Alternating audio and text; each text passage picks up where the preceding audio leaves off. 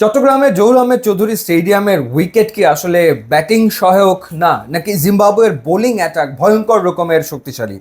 যদি চট্টগ্রামের wicket batting সহায়ক না হয়ে থাকে বা জিম্বাবুয়ের বোলিং অ্যাটাক যদি দুর্দান্ত শক্তিশালী হয়ে থাকে, তাহলে তাওহিদ হৃদয় কেমন করে অনায়াসে ব্যাট করছেন 150 180 স্ট্রাইক রেটে? তাওহিদ হৃদয় 57 রান করেছেন 38 বলে তৃতীয় টি-20 ম্যাচে এবং 3টা 4 2টো 6 মেরেছেন, যেখানে তার স্ট্রাইক রেট ছিল 150। দ্বিতীয় টি-20তে 37 রান করেছেন 25 বলে তাওহিদ হৃদয়, 3টা 4 2টো 6 মেরেছেন, ব্যাট করেছেন 148 স্ট্রাইক রেটে। প্রথম টি-20তে 18 বলে 33 রান করেছেন, 5টা 4 এবং একটা ছক্কা মেরে 183.33 স্ট্রাইক রেটে ব্যাট করে।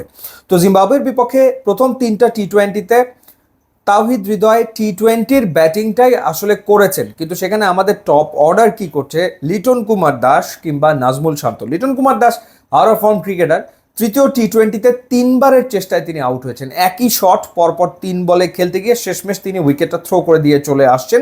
So Liton Kumar Das out of form cricketer. Najmul Shanto তিনি আসলে তার টি-20 অ্যাপ্রোচে পরিবর্তন আনছেন না, এবং যেই কারণে আসলে বাংলাদেশ সাফার করছে, এটা এখন বাস্তবতায় পরিণত হয়েছে। তাওহিদ হৃদয় কিভাবে করে এই ব্যাটিংটা করছেন? আপনার কাছে কি মনে হচ্ছে যে তাওহিদ হৃদয় এই 3টা টি-20তে যেটা করেছে এটা আসলে হঠাৎ করে হয়ে গেছে? ব্যাপারটা কি এরকম ছিল? ব্যাপারটা মোটেও সেরকম ছিল না। তাওহিদ হৃদয় প্রিপেয়ার্ড হিমসেলফ, নিজেকে সে তৈরি করেছে। তার উদাহরণটা কি 2024 বিপিএল এর দিকে যদি আপনি তাকান, 14 ম্যাচে 462 রান তাওহিদ হৃদয় করেছে 38.50 গড়ে, যেখানে তার স্ট্রাইক রেট ছিল 149.51। কুমিল্লা ভিক্টোরিয়ান্সের হয়ে খেলেছেন এবং রান তোলাদের তালিকায় 2 নম্বরে তিনি ছিলেন। অর্থাৎ বিপিএল 2024-এ 149.51 স্ট্রাইক রেটে ধারাবাহিকভাবে তাওহিদ হৃদয় ব্যাট করে রান করেছেন। অর্থাৎ তিনি ব্যাপারটাকে রপ্ত করার চেষ্টা করেছেন। এটা 2024-এর ঘটনা। যদি 2023-এর বিপিএল এর উদাহরণ দেই, 2023 বিপিএল এর 13 ম্যাচে 403 রান করেছেন, 36.63 গড়, স্ট্রাইক রেট ছিল 140.41 এবং তিনি রান তোলাদের তালিকায় 3 নম্বরে ছিলেন। সো 2023 বিপিএল এ ব্যাট করেছেন 140 স্ট্রাইক রেটে, 2024 বিপিএল এ ব্যাট করেছেন 149.51 স্ট্রাইক রেটে।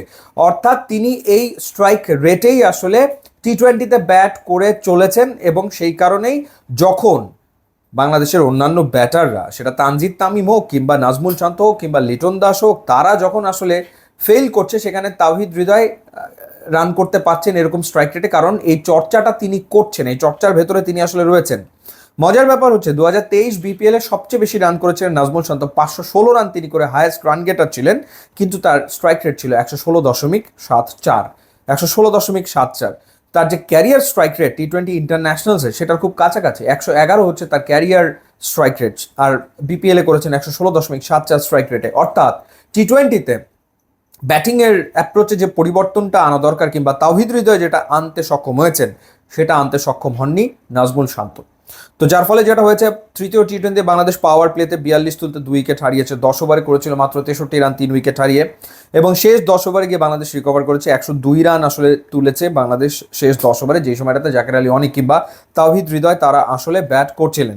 তো শেষমেশ বাংলাদেশ জিম্বাবুয়ের বিপক্ষে ম্যাচও জিতেছে, একই সাথে সিরিজ জয় কনফার্ম করেছে। 9 রানে বাংলাদেশ ম্যাচ জিতেছে এবং সিরিজ জয় নিশ্চিত আসলে হয়ে গেছে। কিন্তু টপ অর্ডার নিয়ে যে বিশাল আকারের কোয়েশ্চেন মার্ক তৈরি হয়েছে, 1-2-3-এর পারফরমেন্স, এবং এই 1-2-3-এর পারফরমেন্স যদি উন্নতি না হয়, তাহলে আসলে যে বিশ্বকাপে কিছুই হবে না, ভালো কিছু করা সম্ভব হবে না, সেটা কিন্তু ডেফিনেটলি বলে দেওয়া যায়। তো সেই জায়গাটাতে আমি জানি না যে কোচিং প্যানেলে যারা আছেন তারা আসলে কি কাজটা করছেন, তারা আসলে ব্যাটারদের ব্যাটিং স্টাইলে পরিবর্তন আনতে কতটুকু ভূমিকা রাখছেন, কারণ কোনো পরিবর্তন আমাদের আসলে চোখে পড়ছে না।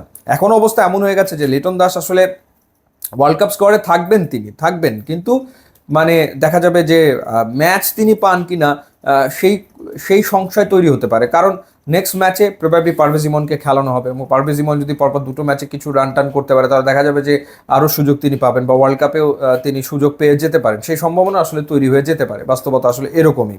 আবার সৌম্য সরকারেরও ব্যাক করার সম্ভাবনা রয়েছেন 4th and 5th টি-20 ম্যাচে। সো দেখাই যাক, বাট টপ অর্ডার নিয়ে দুশ্চিন্তা থাকছেই। ইউটিউব ইনস্টাগ্রাম লিঙ্ক দেওয়া আছে, আপনারা যোগ দিলে খুবই খুশি হবো। And thanks for watching.